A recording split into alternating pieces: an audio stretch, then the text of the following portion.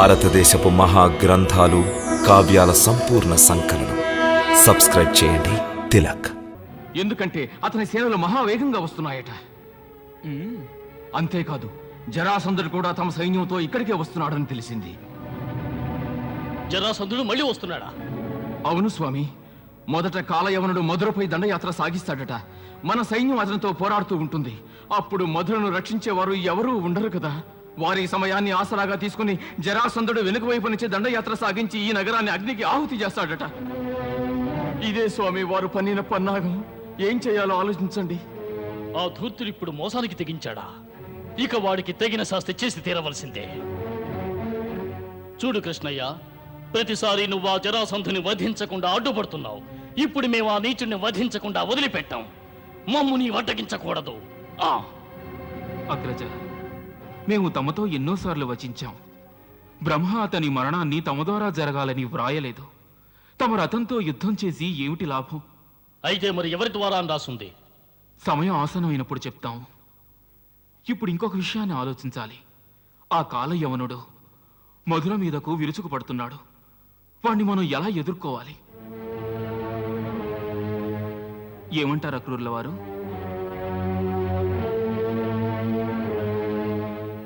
పరంధామ,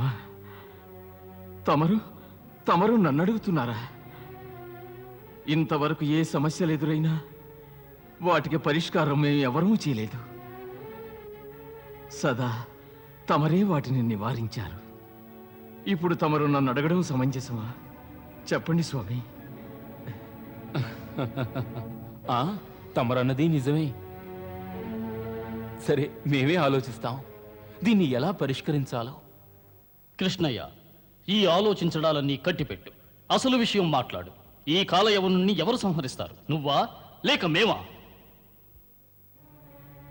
మన ఇరువురిలో ఎవరూ అతనిని సంహరించలేము. ఎందుకు సంహరించలేము? మేము ముందే వచించాము.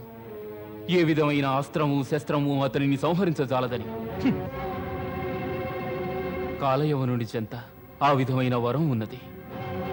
అతనికి అటువంటి వరాన్ని ఇచ్చింది ఎవరు?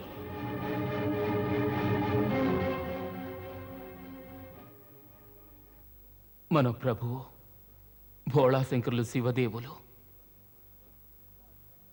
కనుక మనం వారి వరాన్ని గౌరవించి తీరాలగ్రజ. ఎంతటి వీరుడైనా ఆ వీరుని వద్ద ఎటువంటి అస్త్రశస్త్రాలు ఉన్నా అతనిని సంహరించజాలడు. అందుకే యుద్ధంలో అతన్ని జయించడం అసంభవం. మరెలా కృష్ణయ్య? యుద్ధంలో గెలవకుంటే అతన్ని మనం వంచనతో సంహరించాలా? చింతించకండి అగ్రజ. మనం వంచవలసిన అవసరం లేదు. ఎందుకంటే అతన్ని మనం కాదు, మరొకరు వధిస్తారు. మరి మీరు దయచేసి మా మాటలను మన్నించి అతడు మధురను ముట్టడిస్తే అతనితో యుద్ధం చేయడానికి మమ్ము ఒంటరిగా వెళ్ళనివ్వాలి. ఒంటరిగానా? నీతో మేము వస్తే ఏమవుతుంది? ఏమవుతుంది? మొత్తం వ్యవహారమే చెడిపోతుంది. కనుక మేము ఒంటరిగా వెళ్తేనే ఇది సఫలమవుతుంది. నీవు మాట్లాడేది మాకెంత మాత్రమో అర్థం కాలేదు. చూడండి, భగవానుని శంకర్ని వరాన్ని అనుసరించి అతన్ని మనం సంహరించలేము. అలాగే యుద్ధంలోనూ పరాజితుణ్ణి చేయలేము కదూ. మరి కాబట్టి మనకి ఒక మహత్తరమైన పురుషుడు కావాలి. యుద్ధం లేకుండా అతన్ని సంహరించగలిగిన వాడు. అటువంటి పురుషుడు ఉన్నాడగ్రజ. ఎవరతను? మహారాజు ముచకందుడు. ముచకందుడా? ముచకందుడెవరు? అతడు త్రేతాయుగమున ఇక్ష్వాకు వంశానికి చెందిన ఒక పరమ ప్రతాపవంతుడు, పరమ వీరశూర రాజు. అతడిది త్రేతాయుగం, ఇది ద్వాపరయుగం కదా. మనకెలా ఉపయోగపడతాడు? ఎందుకంటే అతడు ఇప్పటికీ ఈ ధరిత్రిపై జీవించే ఉన్నాడు. పరంధామ, త్రేతాయుగం నుంచి ఇప్పటి వరకు జీవించి ఉన్నారా? వారెక్కడున్నారు? ఇక్కడే మధురకు సమీపంలోనే పర్వత గుహలో ప్రశాంతంగా నిద్రిస్తున్నాడు. కృష్ణయ్య, మేం చేతులు జోడించి వేడుకుంటున్నాం. ఇలా చిక్కుముడులు వేయకుండా నిజమేమిటో చెప్పు. ఏమిటి నీ లీల? ఇది మాలీల కాదు అగ్రజ, నమ్మండి. ఇది ఇతిహాసంలోని పరమ సత్యం. వినండి. ఒకమారు దేవాసుర సంగ్రామంలో దేవతలు పరాజితులవుతున్నారు. అనంతరం దేవరాజు ఇంద్రుడు భూలోకంలో ఒక వీరుడున్నాడని తెలుసుకున్నాడు. అతడు ఇక్ష్వాక వంశజుడు, మహారాజు ముచకందుడు. అతడు పరమ ప్రతాపవంతుడు, పరమ వీర శూరుడు. అందుకే అతడు ఈ ధరిత్రిపై ఏకఛత్రాధిపత్యంగా పాలిస్తున్నాడు. దేవేంద్రుడు అతని సహకారాన్ని అర్థించగా ఆ ప్రతాపవంతుడైన మహారాజు దేవేంద్రుని ప్రార్థనకు అంగీకరించి దేవతల పక్షాన యుద్ధం చేయడానికి సమ్మతించాడు. మహారాజు ముచకందుడు ఆ సంగ్రామంలో అసురులతో తీవ్రంగా తలపడ్డాడు.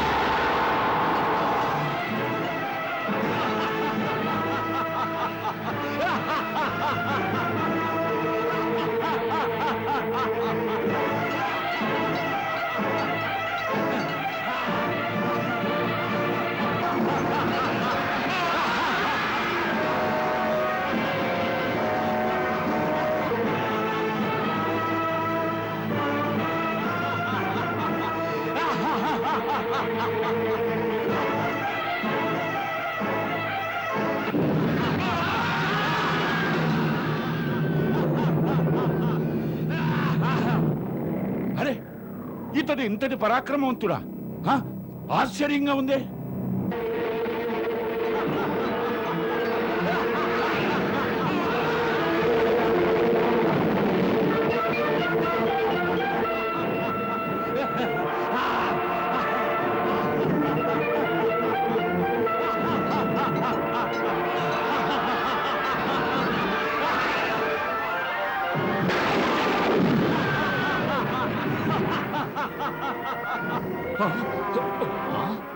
ఒక సామాన్య మానవుడు అయ్యుండి మన మీదే దండయాత్ర సాగిస్తున్నాడా?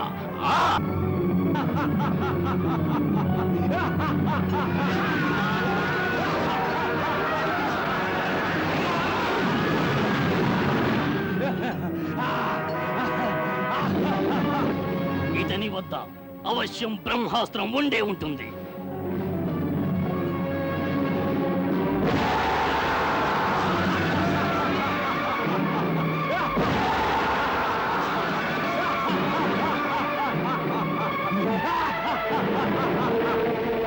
మన చేతికి చిక్కిన స్వర్గలోకాన్ని ఇతను మళ్ళీ లాక్కుంటాడు.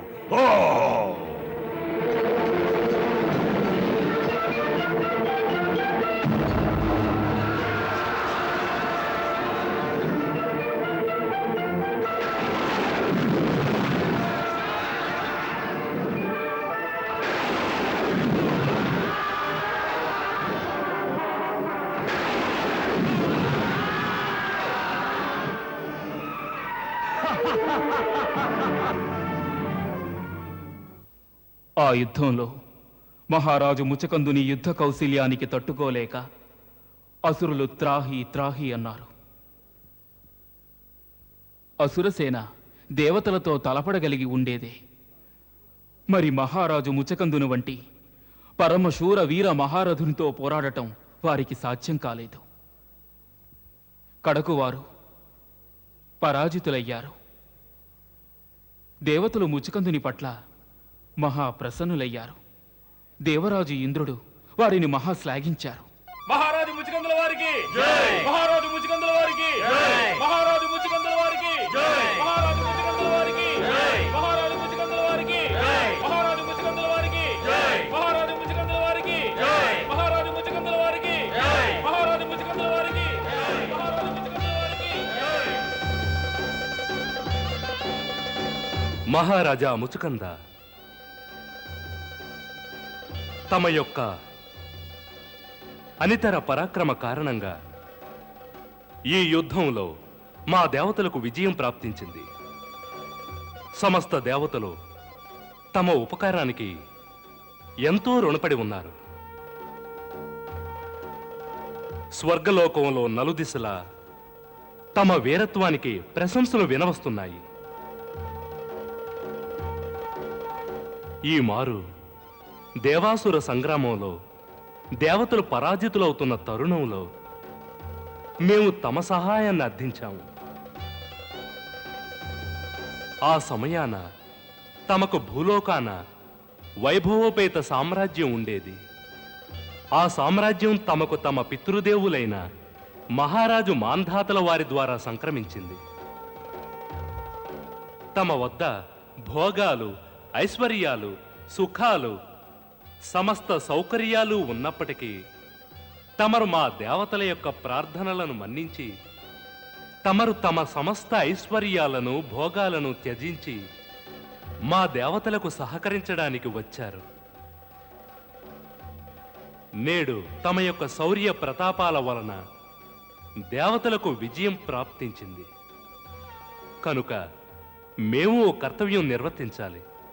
ధరిత్రిపై తీరకుండా పోయిన తమ మనోవాంఛితాలు ఏ ఐశ్వర్యాలనైతే తమరు మా దేవతల కోసం త్యజించారో ఆ సమస్తం మేము తమకు మరల ప్రదానం చేస్తున్నాం. ఇవన్నీ మాకు ప్రదానం చేయవలసిన అవసరం లేదు దేవేంద్ర. ఎందుకంటే మా పితృదేవులు మరియు మా పూర్వజుల యొక్క ఆశీర్వాదం వలన మాకు ధరిత్రిపై సమస్తము సమకూరాయి. ఒక విశాల సామ్రాజ్యం కూడా ఉన్నది. అక్కడ సమస్త ఐశ్వర్యాలు మా కోసం నిరీక్షిస్తున్నాయి.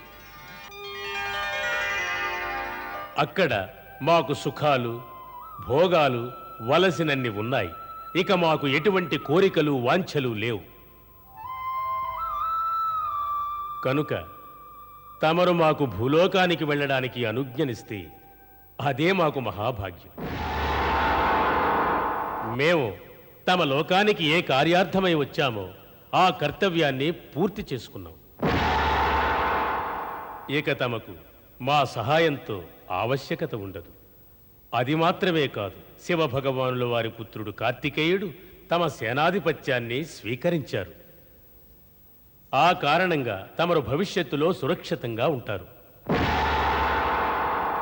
కనుక తమరు మాకు భూలోకానికి వెళ్ళడానికి అనుజ్ఞనివ్వండి.